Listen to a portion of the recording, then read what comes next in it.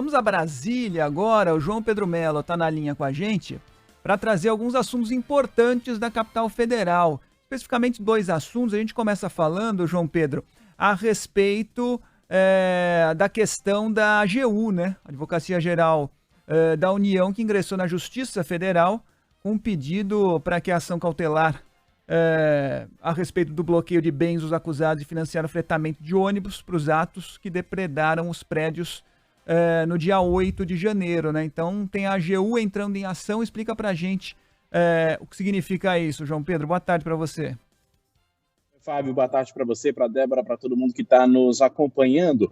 A gente está de olho nessa questão da AGU pelo seguinte, porque foram feitos ao longo das últimas semanas pelo menos 4 pedidos de bloqueio de bens, entre outras questões relacionadas a esses atos criminosos. E agora, esse último pedido feito pela Advocacia Geral da União pede o seguinte, né? Vamos explicar para o nosso ouvinte. Pede para que pelo menos 54 pessoas tenham as decisões ou condenações temporárias tornadas definitivas. Com isso, essas pessoas devem pagar pelo menos 21 milhões de reais aos cofres públicos. E esse dinheiro vai servir exatamente para bancar ou para ressarcir os prejuízos que foram feitos nos atos criminosos. Esse prejuízo de 21 milhões de reais leva em conta cálculos feitos pelo Senado Federal, que é aqui onde a gente está, pela Câmara dos Deputados, também Palácio do Planalto, assim como o Supremo Tribunal Federal. Como a gente disse, são 54 pessoas no polo passivo, além de 2 empresas, uma associação e também um sindicato. O que a AGU justifica para fazer esse pedido? Diz que enquanto acaba o direito de um,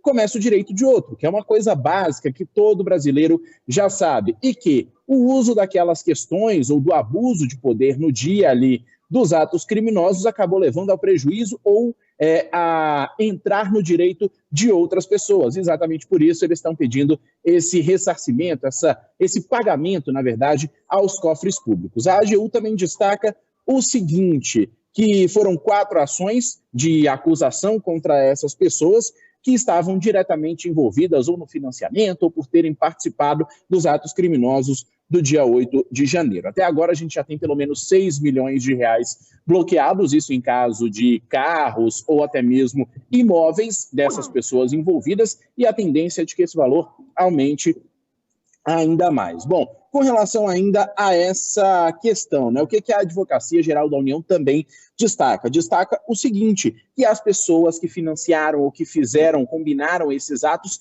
tinham consciência de que isso poderia gerar uma série de prejuízos. E exatamente por isso eles estão pedindo esse ressarcimento, porque essas pessoas tinham consciência e mesmo assim determinaram que era o momento de, abre aspas, tomar o poder ou até mesmo fazer atos não pacíficos, fecha aspas. Tudo isso está sendo dito então nesse ofício enviado pela Advocacia Geral da União, lembrando que essas pessoas devem pagar pelo menos 21 milhões de reais. Nada mais justo, né? Que paguem realmente, mais do que terem consciência dos prejuízos que poderiam ser causados.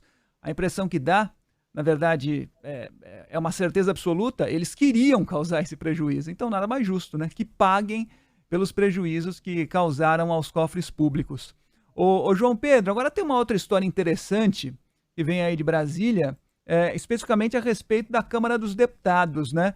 Então quer dizer que agora vai ter tipo uma cartilha, é isso? Para que ninguém fique de mal um do outro, né? Não trata o coleguinha mal, Deu não dedinho, pode falar o fique dedinho, de bem, né? nada de gritar, nem agredir o coleguinha. Fala baixo com o colega, né? Então quer dizer que vai ter uma espécie de cartilha ali para os deputados conseguirem manter ali uma convivência aceitável? É isso, Fábio e Débora. Como a gente já está acostumado no jardim de infância ou nas séries iniciais ali da escola, não pode morder o coleguinha, não pode puxar o cabelo, não pode gritar, não pode fazer nada disso. Mas a gente, claro, leva isso na brincadeira, mas é uma questão que é séria e vai ser discutida amanhã na reunião de líderes, né, da Câmara dos Deputados. Arthur Lira disse que acompanhou essa volta dos trabalhos como uma situação deprimente. Ele diz que os parlamentares não estão se respeitando, gritam uns contra os outros e, principalmente, há aquele embate eleitoral ainda dentro do plenário, ou seja, parlamentares de base contra a oposição, oposição contra a base. Então, ele disse que o momento é de acabar com essa situação. Por isso, vai ser discutida, ou vão ser discutidas essas séries de regras relacionadas a essa boa convivência, né, amanhã na reunião de líderes, e aí, depois disso, depois dessa discussão, essas regras serão estabelecidas pelo presidente da Câmara dos Deputados. Depois de estabelecidas, aí sim, os parlamentares não podem mais desrespeitar, vão ter que andar dentro dessa cartilha para que não respondam pelos atos ou por irregularidades. E aí Arthur Lira vai além, diz ainda o seguinte, que quem não respeitar a cartilha, quem não respeitar as regras, pode sofrer sanções do Conselho de Ética. Primeiro, a gente sabe que tem aquela sanção de suspensão do mandato por um determinado tempo, e a sanção mais grave e mais séria de todas é a cassação desse mandato. Isso pode acontecer também, já que o Conselho de Ética vai investigar a vida do parlamentar aí que não respeitar o coleguinha. Claro que a gente brinca aquela questão, né, de que as crianças, todo mundo já sabe que não pode morder, não pode xingar e etc., mas esse é o caminho aqui na Câmara dos Deputados, ou seja, as pessoas estão meio que ficando de castigo para se respeitarem ali dentro do plenário. Que coisa, hein? Não, é assim, os parlamentares perderam o foco faz tempo, né? Porque o objetivo deixou de ser governar para a população. É um tal de...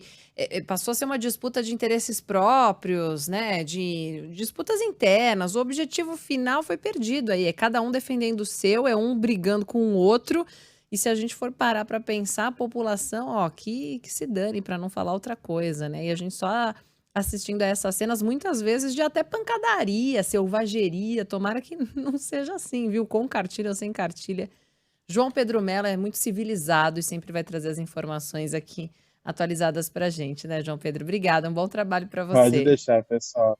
Valeu, Um abração, Pedro. bom trabalho a todos nós. Valeu.